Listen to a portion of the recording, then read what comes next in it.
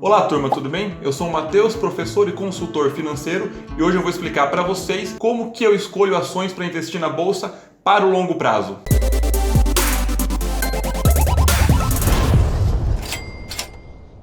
Antes de explicar para vocês como que eu escolho ações, tem que entender algumas coisas. Eu já montei carteiras de investimento junto com dezenas de mentorados e cada carteira tem que ser desenhada para o perfil da pessoa. Não existe a melhor carteira de investimentos, não existe a melhor ação, existe o melhor produto para o que você quer, para o seu objetivo. Antes de explicar para vocês qual que é o método que eu utilizo para escolher uma ação na Bolsa de Valores, vocês têm que entender uma coisa. É subjetivo, galera. Por exemplo, Grendene do setor calçadista, ela tem R$1 bilhão em caixa. Isso é uma coisa boa ou uma coisa ruim? Eu vi dois analistas muito bons fazendo a seguinte análise. Um defendendo que era uma coisa extremamente boa. Por que não é bom ter dinheiro em caixa? Você pode pagar a fornecedora à vista, se bater uma crise você segura, você consegue negociar muito melhor as condições de compra e venda, isso tem todo sentido. A empresa está protegida, isso são argumentos a favor. E eu vi um outro analista muito bom falar que isso é ruim. Por que ela vai manter tanto dinheiro em caixa? Ela não confia no próprio negócio? Ela não reinveste nela mesma? Ou seja, por que uma empresa dessa está segurando tanto dinheiro e não paga para mim, acionista? Reparem o seguinte,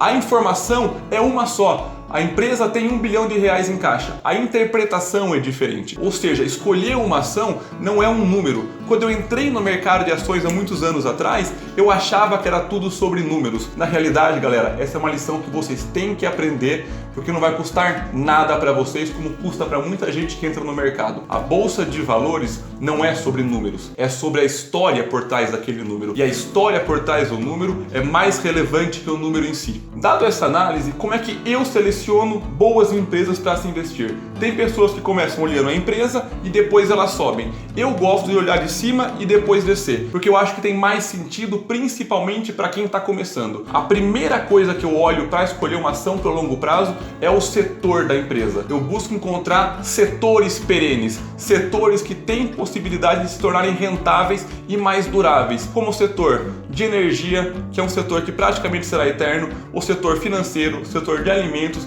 o setor da saúde. Por que eu começo a análise escolhendo um setor? Para impedir que eu pegue a próxima blockbuster. Se vocês olharem os dados da blockbuster, antes dela começar a entrar em falência, era uma empresa sensacional, com bons resultados. O que aconteceu? O setor morreu. Netflix veio e matou, YouTube veio e matou. O setor não existe mais. Se eu busco um setor perene, um setor que tem durabilidade, a chance de eu escolher uma boa empresa é melhor. Uma outra coisa que vocês não podem fazer também é comparar setores diferentes. Você não pode comparar o Itaú com a Ambev com a Magazine Luiza. São setores distintos. Essa comparação, ela acaba gerando um resultado para você que vai te dar a ilusão de que as melhores empresas estão em um setor, quando na realidade é um setor que está desempenhando muito bem em dado momento. Atualmente, setores que estão indo muito bem, setor financeiro, setor de energia. Se você analisar todas as empresas da bolsa, você vai ver que muitas empresas vão coincidir com bons resultados no mesmo setor. E você pode ser que compre as empresas desses setores e por alguns anos até tenha resultados superiores à média dos seus amigos, até da própria bolsa. Mas galera, prestem atenção. Você comprar muitas empresas do mesmo setor não é diluir risco, é concentrar. O investidor inteligente busca diluir risco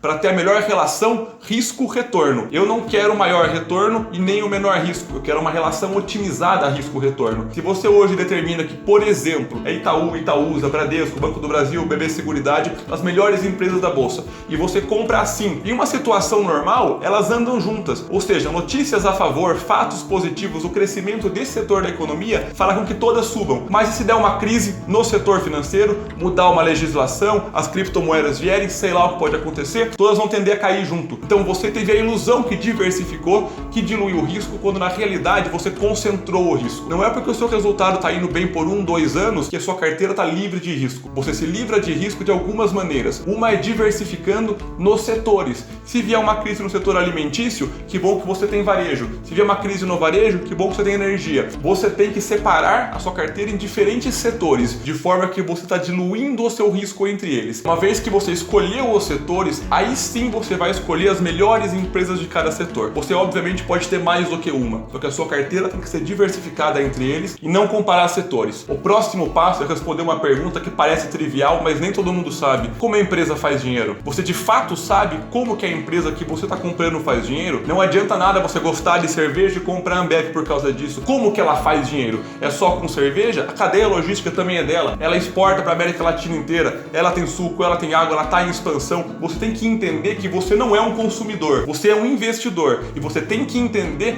como que a empresa faz dinheiro. Lojas Renner, a minha favorita do setor do varejo, tem uma financeira. Ela não está exposta só no varejo, também tem uma exposição na parte financeira. Isso para mim é um ponto positivo. Ela está diversificando entre elas. A própria Grendene tem um fundo cambial de dólar que se beneficia com a alta da moeda. Você tem que parar de pensar como consumidor e começar a pensar como investidor. E nessa hora você tem que responder como que a empresa faz dinheiro. Se você não sabe isso, pesquise, veja se o negócio da empresa tem sentido para você. E você pode pesquisar isso no site de RI das empresas. Toda empresa de capital aberta tem o RI, que é o relacionamento com o investidor. RI.ambev, RI.petrobras, coloque no Google RI o nome da empresa que você vai cair automaticamente no site que é voltado para o investidor. Lá vai ter a descrição da empresa, a história dela, as regras de investimento, como que é o negócio dela, qual é a projeção futura. Gaste um pouco de tempo, na realidade não gaste, invista um pouco de tempo para estudar a empresa. Entenda a história dela, entenda as perspectivas dela, veja como que a empresa funciona e, mais importante que isso, como ela pretende funcionar para frente, e veja se isso está alinhado com o que você está buscando. O próximo passo, que é até óbvio, é você analisar a lucratividade da empresa. É óbvio, eu quero empresas que lucrem mais, eu quero ver um resultado positivo da empresa. E na lucratividade, galera, tem que olhar três coisas. A primeira,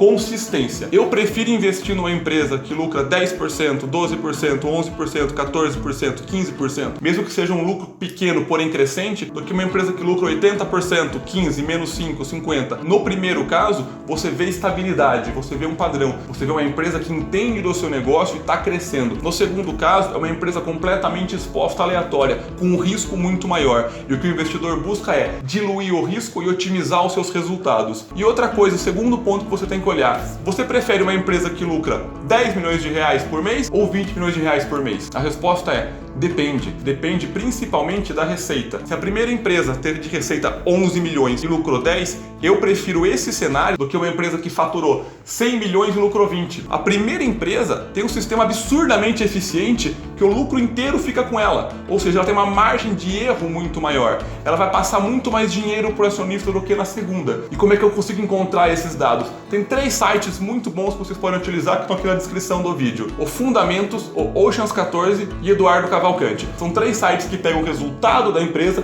o qual você também pode achar no site do RI delas, e compilam para vocês. E tem lá alguns indicadores, uma série de fundamentos que vocês têm que analisar. Um que eu gosto muito é o indicador da margem líquida percentual. O que é esse indicador? Ele vai pegar o lucro líquido da empresa e dividir pela receita. E vai te dar um percentual do quanto da receita ele lucra. Para que esse indicador serve? Primeiro, sozinho não serve para nada. Jamais decidam comprar alguma coisa baseado em um índice, em um indicador e em um fato. Ele tem que ter sentido num contexto. Lembre-se, é muito mais importante a história do número do que o número em si. Porém, quanto mais uma empresa lucrar, via de regra, é melhor. E esse indicador vai dar o percentual do quanto a empresa fatura por quanto ela lucra. Quanto maior for esse indicador, é um indício que a empresa é uma boa empresa. Itaú, Ambev costumam historicamente dar um resultado acima de 20%. Isso é excelente. Porém, se você pegar a Magazine Luiza e Raia Drogasil, o resultado delas é 3, 4% de lucro líquido. E são empresas que vêm crescendo galopantemente. Cuidado com o seguinte, um lucro alto usualmente é bom. Um lucro baixo não necessariamente é ruim. Por isso que é importante entender o contexto como um todo. O outro ponto que também você pode encontrar nesses sites é o endividamento da empresa. Uma dívida sempre é ruim? Não necessariamente. A dívida vem de 2 fontes. A primeira, que é a fonte ruim, que é a má gestão da empresa, ela não está conseguindo dar resultado, e aí a empresa tem que se endividar para cobrir os buracos. Porém, o segundo ponto é a dívida boa, do qual a empresa pega dinheiro de um terceiro para alavancar, para fazer investimentos no seu crescimento. Por exemplo, a Engie do setor de energia, que era uma empresa que historicamente vinha dívidas muito baixas, atualmente está com uma dívida relativamente alta, mas para projetos de expansão, projetos de crescimento. Essa é uma dívida planejada, é uma dívida que como investidor me interessa, eu quero que a empresa cresça, eu estou lá por longo prazo. Matheus, como é que eu sei se a dívida é boa ou se a dívida é ruim? Novamente, o RI da empresa, lá tem todos os fatos relevantes. E existe um aplicativo também gratuito com excelente trabalho chamado Trade Map. Esse aplicativo você consegue listar lá as empresas que você quer acompanhar e todo fato relevante chega para você. Para quem assim como eu não gosta de ficar lendo notícia porque é uma coisa que não tem sentido, que é perene, que não tem utilidade no longo prazo, aplicativos como esse ou acompanhar o próprio site da empresa te mostra os fatos que são incrivelmente relevantes. E esse aplicativo vai compilar para vocês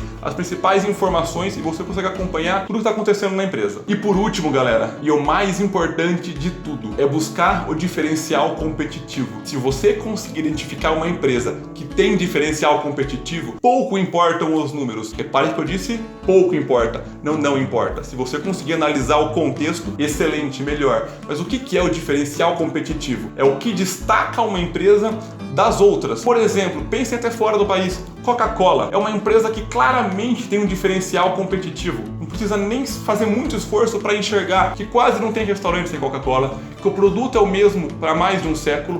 Pensando como investidor na empresa, ela não precisa gastar em pesquisa e desenvolvimento, porque o produto é o mesmo, ela tem que focar em marketing, focar em divulgação, ela está no mundo inteiro, é uma marca muito forte, é vendida a um preço alto, isso é bom, isso é excelente para o investidor. Se o produto é vendido a um preço alto, é porque o cliente compra a um preço alto, logo ele viu o valor. Lembrem, você não pode pensar como cliente, tem que pensar como investidor. Quanto mais caro um produto é vendido, maior tende a ser o meu lucro, e eu quero empresas que lucrem. Pense no Brasil, a Ambev, qual que é o diferencial competitivo dela? Ela é dona do mercado, ela é líder de mercado. Apesar do produto dela ser um commodity, a cerveja, ela é dona do mercado. Ela tem mais de 60% no mercado de cerveja no Brasil. Então eu tenho que buscar empresas que têm um diferencial competitivo. E isso é o quê? Um produto exclusivo, como é o caso da Coca-Cola, o caso da Alpargatas, das Havaianas, ou ela tem um serviço exclusivo, como é o caso da Fleury Laboratórios, um serviço que só ela faz do jeito que ela faz, ou ela compra e vende um serviço ou produto necessário a baixo custo, com ganho de escala. Por exemplo, Raia Drogasil, o que ela compra e vende? Remédio. Qualquer farmácia compra e vende o mesmo remédio. Qual que é o diferencial competitivo dela? Ganho de escala, volume, cadeia logística, ela compra muito mais, logo ela compra mais barato. Como o produto é o mesmo, ela consegue vender mais barato. Lembra o resultado dela que é 3,5% de lucro ao ano? Pois é, ela é uma empresa que vem crescendo quase 40% ao ano nos últimos 7 anos, por causa da expansão dela. Ela não deu resultado em lucro, ela deu resultado no valor de empresa. E uma empresa como essa tem sentido para minha carteira. Vocês percebem como não é uma coisa simples e trivial? É o contexto, é muito mais complexo do que isso. E se vocês pararem para buscar um diferencial competitivo, que é o que essa empresa tem de diferente das outras, e vocês não precisam fazer uma análise de fundamentos com 42 indicadores. Alguém aqui precisa realmente parar para pensar que Itaú é uma boa empresa, que Itaú é uma empresa sólida, que o Magazine Luiza vem fazendo um excelente trabalho ao longo dos anos, e se você for fazer uma análise fundamentalista com 42 cálculos, vai sempre dar que essas empresas estão caras. E qual é a sacada? Elas sempre vão estar caras, porque o mercado precifica